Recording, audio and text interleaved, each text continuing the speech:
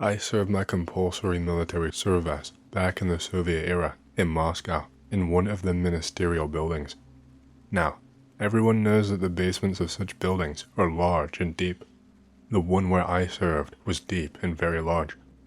You don't even go down there by elevator, but by escalator like in the metro. Of course, you had to have a pass to enter, double security control. At the end of the working day, only the duty shift remains. The security doors are sealed. Doors like these can withstand a nuclear strike. After that, no one can enter or leave the basement without the duty officer knowing.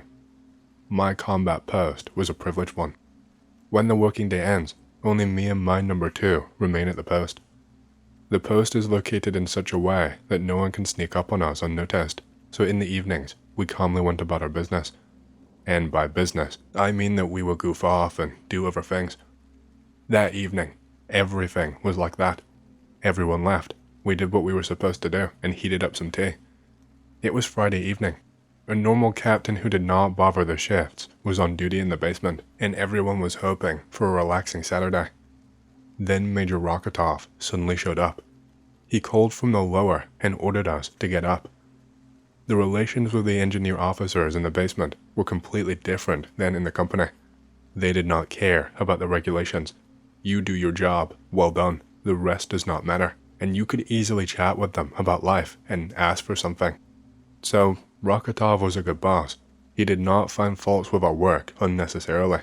Of course, he had some quirks, but who doesn't have them? And he was truly an engineer from God, that is true. I would like to tell a couple of stories about him, but it's completely impossible. I saw him in the operational room, all dirty, tired, and dissatisfied. We gave him some tea and asked him questions. The major said that one mechanism on the distant unit had broken. The mechanism was quite simple, but 2 of my fellow conscripts were unable to fix the problem. So, the major himself, the head of the department, went to see what was going on. However, even he, after fiddling around for almost 2 hours, could not understand why the mechanism was not working. That is why he returned late, tired, and dissatisfied. This mechanism was an auxiliary device. It was used rarely. There was no urgent need to repair it. The major drank some tea, cheered up, changed his clothes, and went home. I myself saw him exit from the basement. The second and I again went about our business. About an hour and a half later, the duty officer's assistant suddenly called and asked if Major Rokotov had left. I was surprised and said that he had left almost 2 hours ago. The assistant chuckled and hung up. At the time, I did not attach any importance to this call. A few minutes later, the assistant called again and asked again if I was sure that Rokotov had left the facility. I was a little tense, but again confirmed that I had personally escorted the major out to the exit. The assistant was a familiar warrant officer, and I asked him what was going on. The warrant officer replied that someone had called from the distant node, introduced himself as Major Rokotov, asked to supply power to the distant node, and hung up. The distant node did not respond to calls from the control tower or calls from the State Security Service. The control tower shows where the call is coming from, and there can be no mistake. In the distant one, it is called distant because it is more than a kilometer away. No one will go there just like that, and even more so, no one has any reason to call the duty officer from there and introduce themselves as Major Rokotov. In addition, the exit to the passage that leads to the distant one after the end of the working day was blocked by a huge hermetic seal, which cannot be opened without the duty officer's knowledge.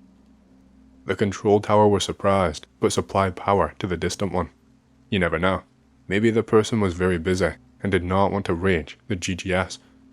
Although in general, this is a serious violation of all of the rules. Another half hour later, the control tower started calling the long-range radio again, but no one answered. The control tower decided that the major had finished his business and left. For some reason, they forgot about the closed shutter. Then the assistant called me and learned from me that Rokotov had long since gone home. The control tower did not bother with the time discrepancies, probably deciding that I had mixed something up, and since the major had left, the duty officer ordered that the power be disconnected from the long-range radio.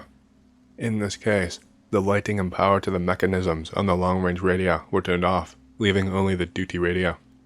Almost immediately after this, Rokotov called from the long-range radio, asked for the power to be turned on again, hung up, and did not answer any more calls. Then the assistant called me a second time.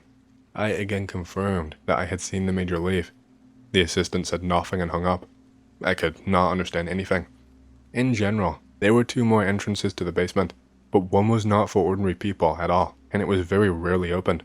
The second one was closed at the time, and in general, it was impossible to enter the basement without the duty officer's knowledge, even if the major wanted to return. I had some friends in the security company. I called them at the pass office, and they told me that Major Rokotov's pass had been handed in. This meant that he could not possibly be in the basement.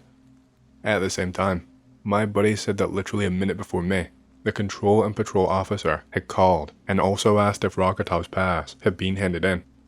I was completely overwhelmed and began to think about what all of this could mean. In general, it was possible to get to the distant node in 2 more ways. Firstly, that kilometer-long walk ended with another huge hermetic seal, but even the control and patrol officer could not open it without special permission. Secondly, on the distant one, there was an exit from another of our basements. The easiest thing to think about that was that someone was coming out of this basement, calling the KDP from a distant phone, and pretending to be Major Rokotov. That would explain everything. But firstly, the exit from this distant basement was also blocked by the DZG under the alarm. Secondly, this exit was in the field of view of the duty officer in the distant basement, and even if someone wanted to open the door by jamming the limit switches, he would not even be able to do it unnoticed. Thirdly, this is not some kind of poorly organized office, and no one here would think of making such jokes with the KDP. Then the duty officer himself called. I already said that he was a normal guy. He talked to conscripts easily.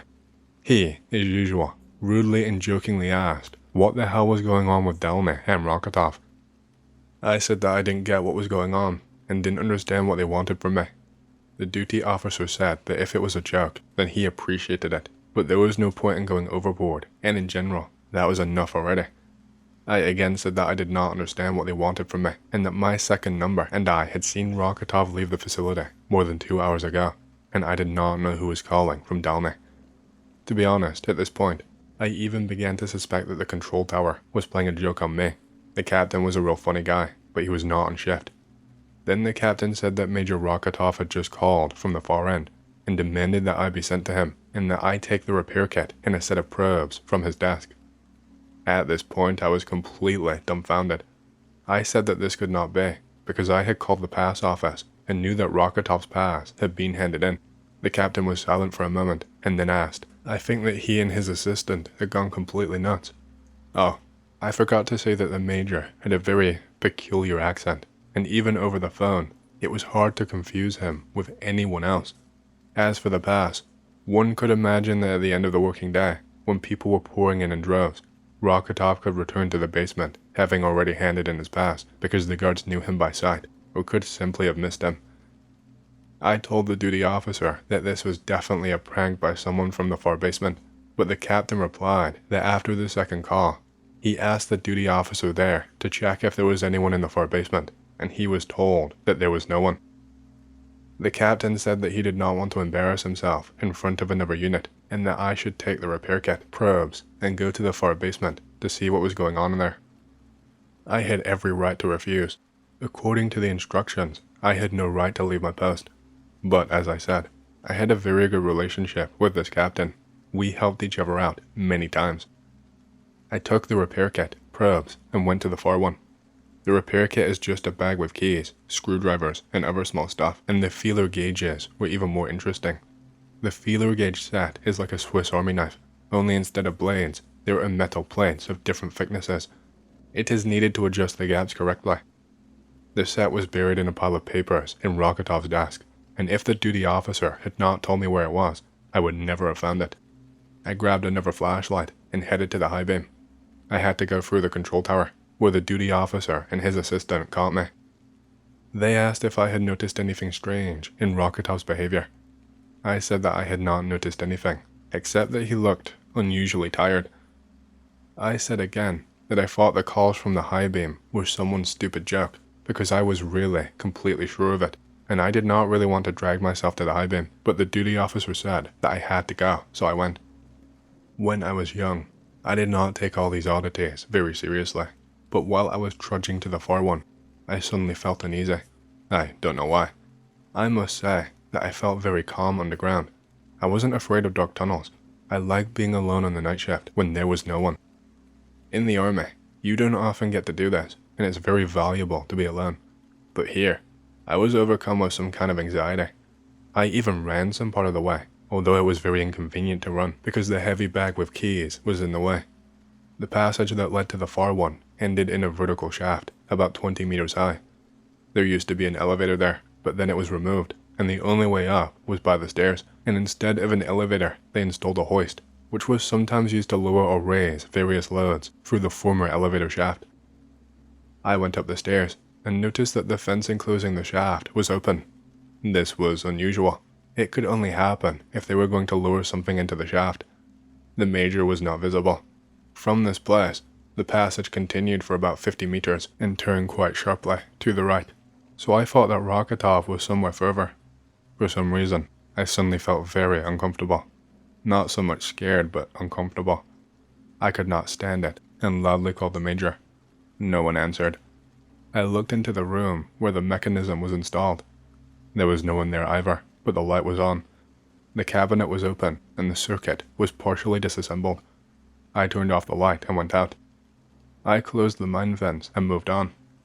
The phone I was supposed to call the control center with was almost at the very end of the passage, but there was no one there either. That's when I got really scared. I don't really know why. I remember thinking that this was some sort of dirty trick on the part of the duty officer, but the captain was a normal guy, and this was no place for such jokes. Out of fear, I turned on the flashlight. I remembered the open fence and was afraid that the major could accidentally fall down. I returned to the shaft and shone the light down, but the shaft was empty. I called for the major several times at the top of my lungs, but no one answered. I returned to the phone, called the duty officer, and said that there was no one on the long line. The captain was silent for quite a long time, and then asked where Rokotov had gone. I replied that I couldn't know. The captain asked if I was sure I had not met him on the way. I swore that I had not seen the major since he changed his clothes and went out. The duty officer cursed and ordered me to go back. I hung up and went to the stairs, and then I suddenly heard the shaft fence creak ahead. When you open it, it makes such an unusual sound, and the mesh rattles so distinctly you cannot confuse it with anything. Somehow, I immediately calmed down. It meant that I had found the major. I came out from behind the corner and really saw the major. The shaft fence was indeed open, and the major was standing right at the very edge, with his back to me. The lighting was quite sufficient, and from a distance of about 30 meters, I could not be mistaken. I shouted joyfully. The major heard and turned around, continuing to stand at the very edge of the shaft. He was in the operational room, and I wondered where he had managed to change his clothes. I could see his face very well. I even managed to see how he smiled when he saw me. There was nothing unusual in his appearance or behavior. I had completely calmed down and slowed down. Then the major suddenly, slowly raised his hands above his head, as if on command, hands up, and slowly began to fall backwards. I did not even immediately realize what was happening. He looked at me, calmly smiled, and slowly fell backwards. I screamed and rushed to him, but I did not have time. Before my eyes, Major Rokotov fell into the open shaft. I did not make it to the shaft. I felt as if I was paralyzed. For a while I could not really move, and I heard the major flying down without a single cry, clinging to the shaft railing. Then I heard a bang from below. I ran down the stairs. After all, the height was not that great. The major could have slowed his fall by clinging to the shaft railing and survived. In all fairness, I should have first notified the duty officer about the emergency and called for help, but that did not even occur to me then. My brain seemed to have switched off. I did everything automatically. I ran down the stairs. While I was fiddling with the rather tight latch and opening the lower doors to the shaft, I thought my heart would jump out of my chest. I opened it, and there was no one there. Then it seemed to me that I had gone crazy. Some strange feeling came over me, as if this was all in a dream or not happening to me. The shaft fence was made of ordinary channels and chain link fencing. There was not much light in the shaft. but it was enough to see that the Major had not grabbed onto anything and that there was no one in the shaft. At first, I was terribly happy. If there was no one in the shaft, it meant that Rokotov had not fallen and broken himself. And where did he go then, after all? I saw him fall with my own eyes. I heard him fall in the grating rattle. I started calling the Major at the top of my lungs. Now I think it was hysteria. I was shaking and my voice was breaking, but no one answered. Total silence. You could only hear the lamps humming and the blood pounding in your temples. Here, I became truly scared. It was not the same fear when I saw the Major fall into the mine. This was something completely different. I don't know how to describe it. This is the fear that is not in the head, but somewhere in the stomach or in the spine. I had only one thought: to run. I have never run like that in my life. I stopped only when I got out. It was already light. People were nearby. I relaxed a little. I caught my breath a little. Gradually, I began to think, if I go to the command post, what should I tell the duty officer? You can't say that you saw the Major fall into the mine and then disappear. And to go back and look at everything again more carefully, I was simply scared from the very thought. And if I say that I did not see anything, that is also scary. Suddenly, the Major really is in trouble and needs help. How I didn't go crazy at that moment, I myself do not know. I decided to go to the duty officer, tell him that the lights went out on the high beam and that I needed to inspect everything again, and for him to send someone else. I made it to the control post. I was shaking all over. My legs were buckling. The officer on duty and his assistant stared at me, their eyes wide open. I must have looked like I was crazy. They asked me what had happened, but my throat was so tight I could not get a word out. What I was going to say immediately flew out of my head, and I could still see the Major falling into the shaft before my eyes. I only managed to croak out Rokotov and could not say anything else. The ensign assistant grinned and said that everything was fine with Rokotov. It turned out that after my call from the long-distance line, they dialed the Major's landline number and Rokotov himself answered. The Major had been home for a very long time and was very surprised by their call. He confirmed that he had indeed gone to look at the mechanism on the long-distance unit that day. It turned out to be some kind of a tricky malfunction, so he had not been able to fix it by the end of the working day and was planning to finish it tomorrow. At this point, I stopped understanding anything at all. What was it that I saw on the long-range radio, or have I gone crazy? The duty officer and his assistant looked at me and realized that something was wrong with me and started pestering me with questions, and I did not know what to answer. And then I had the misfortune to ask who had called from the long-range radio if the Major had been home for a long time. I see that the captain has become bored and said that they will deal with these jokers, and the ensign suddenly called me by name and asked what happened to me on the far side, why I was so disheveled, and where the repair kit was. Only then did I notice that I really did not have a cap or a bag, only a flashlight that was turned on in my hand. And what can I say? I don't know. The captain seemed to sense my doubts. Don't worry, he says. Tell me what happened. No one will find out. Everything will remain between us. For some reason, I suddenly felt better. I did not go into details. I said that after I reported to the control tower that there was no one on the far side, it seemed to me that I saw the Major. But when I got closer, there was no one there. I didn't lie to him. I just omitted the part about the Major possibly being a dream. The duty officers exchanged glances. The captain thrust a mug of tea at me, told me to sit quietly, and he and his assistant went into the break room. They closed the door and talked about something there for a few minutes. I drank the tea, but I did not taste it. It was as if a fuse had blown in my head. The trembling would not stop, and the mug was shaking in my hands. Then I suddenly saw that button on the duty officer's control panel was blinking, and so I looked at this blinking button, and for some reason, I started to feel uneasy again. The duty officers behind the door were mumbling, and the button was still blinking. I could not stand it. I got up and looked to see where the call was coming from. It was from the far end. I called the captain. The duty officers burst in. They stared at me. I nodded at the control panel. The assistant immediately turned on the speakerphone. A soft, pleasant noise with some whistling came from the speakers. This was very strange, because the connection in the basement was usually excellent. And then there was some noise and whistling. The assistant asked the caller to introduce himself several times, and suddenly, through the noise and the whistling, the words, "Do not launch on the triangle," were heard clearly and distinctly. The reprimand was very similar to Major Rokotov's reprimand. Then the call went out. The assistant immediately started connecting to the distant one via the GGS, but to no avail. The captain went berserk. I'd never seen him like that. He started calling somewhere, swearing, not choosing his words, swearing that he would bury everyone for such jokes. Then he remembered me, said that he was removing me from the shift so that I would trudge to the company and keep quiet. I balked. I started to resist, because removing the duty officer from the shift is a terrible mistake, and I did not see any guilt in myself. The captain told me not to wet myself, that it would be reported to the higher-ups that I was supposedly carrying out special assignments of the duty officer, and that I was entitled to rest for safety reasons. He promised leave if I kept quiet and all that. I understood that I would be of little use in such a state on the shift, and, having waited for the replacement, I went to the company. The company duty officer already knew. He only asked how I was. He also said that I was ordered not to be woken up until lunch.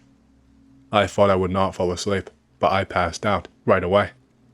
Before lunch, the duty officer woke me up and said that Major Rokotov had died in the emergency department. He had fallen into the elevator shaft at the far end and had crashed. Our guys from the department came. They said that in the morning, the major had been talking on the phone with the duty officer, and this conversation had really amused him.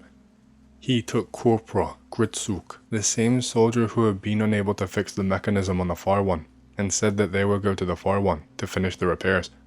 They left the department together, but then Rokotov went to the command post and told Gritsuk to go to the far one and wait for him there. On the way to the far one, Gritsuk met some guys from another department. They got into a conversation and chatted for about 5 minutes. In fact, it was from these guys that we learned that Rokotov had been delayed at the command post, and Gritsuk had gone to the far one alone.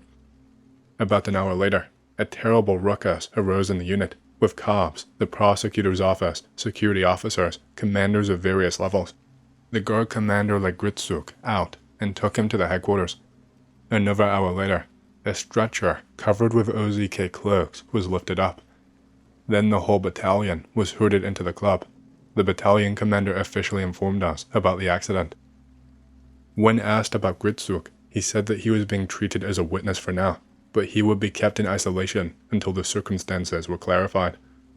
Then the chief engineer went on and on about safety precautions and all of that. Just before lights out, I was called to the duty officer of the unit. The duty officer told me to look into the officer's smoking room. In the smoking room, a captain and a warrant officer who had just come off duty were waiting for me. They both looked lousy. They asked how I was. I said that everything was fine. They were silent. The captain asked me to tell him what really happened that evening on the distant one. He didn't press, he just asked. For some reason, I didn't even think of resisting, but told everything as it happened. The duty officers kept their eyes on me, catching every single word. When I got to the part where the major was falling, I saw for the first time how faces turned to stone with horror. The ensign was the first to come to life, nodded, and told me to continue telling the story. The captain just sat there, petrified. It was a creepy sight, and I tried not to look at him. I finished telling the story. We sat in silence for a while, smoking. Then the ensign asked what to do now. The captain smiled wryly and said that there was nothing to be done about it. The ensign nodded in my direction and asked what to do with me. The captain said that he could tell me if he wanted and if I wanted, and he left. And the ensign asked if I wanted to know what happened to Major Rokotov. I nodded, and this is what he told me. In the morning, the duty officer talked to Rokotov and carefully told him about the evening's events, which made the major laugh a lot. Rokotov did not take all this seriously, and in the end, they even had a quarrel. The captain categorically forbade the major to go to the distant one alone, and demanded that the work be officially registered. The surprised major sent Gritsuk to the distant one, and on the way, he himself stopped at the control post, where he and the captain had a detailed conversation, by the end of which, the major stopped smiling. He was particularly struck by two things. First, the set of probes that was mentioned in the penultimate call from the long-distance line was Rokotov's personal tool. He had brought it only yesterday, taken it with him to the long-distance line, and then left it in his desk, specifically burying it in the papers so that no one would steal it. That is, no one could have known that there was a set of probes in Rokotov's desk, especially the Joker who had called from the long-distance line could not have known about it. Secondly, the phrase "do not start on the triangle," which we heard in the last call from the distant one, had a specific meaning. The thing was that the malfunction of the mechanism on the distant one, which Major Rokotov was dealing with, manifested itself only when the windings of the electric motor switched to the triangle scheme. But Rokotov did not tell anyone about this, including me. The duty officer suspected me, but I had a very good relationship with the major. Rokotov went to the far side, where Corporal Gritsuk was already waiting for him. 20 minutes later, Gritsuk called from the distant station and reported that Major Rokotov had just fallen into the elevator shaft at the distant node before his eyes, asking for help and what to do. The captain ordered them to do nothing. Do not approach the shaft, do not leave the phone, and wait for the rescue team. When, a few minutes later, the rescuers, led by the duty officer, arrived at the shaft in a carriage and opened the locked doors of the shaft, they indeed found Major Rokotov's body on the floor. His twisted arms, legs, and broken skull clearly indicated that he had fallen into the shaft from above. At the top, they found Corporal Gritsuk barely alive, still clutching the telephone receiver in his hand. The captain forbade them to touch anything, immediately sent the rescuers back in the carriage, contacted his assistant, and ordered them to report upstairs. Then he demanded that Gritsuk tell everything as it happened.